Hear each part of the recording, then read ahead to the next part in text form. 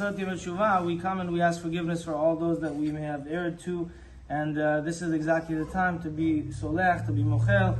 And the Rambam notes that a person that does not forgive other people, it's a sign maybe that they're not from Zera Avraham, they're not Rahmanim, because we know that anyone comes from Avraham Avinu, they're Rahmanim, they're compassionate, they forgive, and they're easy to forgive also. So also, if somebody asks you for forgiveness, or you're trying to ask somebody else for forgiveness, it's very healthy, natural, and normal to ask, but also to forgive as well. When you forgive, Hashem forgives you. The question is, somebody could come to you and say, listen, it's the 10 days of tshuva, I'm sorry, I know I made a dent in your car, I know I owe you money, I know I gave you trouble, I know there's a financial issue that we still didn't fix, but I'm sorry, it's a certain tshuva, please forgive me.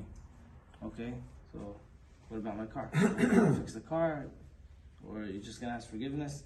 Now you feel bad. I shouldn't forgive them. It's a certain tshuva. How can I walk into Yom Kippur without forgiving them? Are you required to forgive without asking a monetary compensation for what happened? The answer is no, you are not. Every person that owes you, that has damaged you, that needs to repay you for something, tell listen, okay, you want me to forgive you? This is the bill, this is the situation, this is what you owe me. And that's the halakha.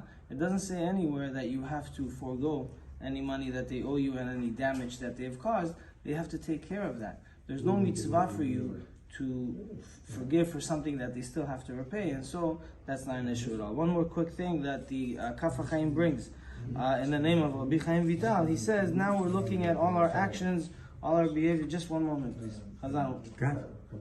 We're looking at all our behaviors here, and he says, in the name of the Rabbi Chaim Vital, he says, really the shorish, the core of all the behaviors or the action that we may want to fix, they come either from a number of things, either gava, haughtiness, or ta'ava, lust, sicha asura, improper speech, ve'atzvut, and sadness. So if we want to look at our actions, we can, but we can also look at the core, or the motivation behind every single one of the actions. Either it's gava, feeling entitled, or it's ta'ava, having too much of a leeway and trying to get things that we feel that we want. We have to put a cap on that. Sicha asura, sometimes improper speech leads a person to sin, and that itself is a core of many, many other sins. And atzvut and sadness, sometimes sadness, a person says, listen, who am I, what am I, I'm not even that worthy, I did so many bad things, I didn't do enough, I should be doing more.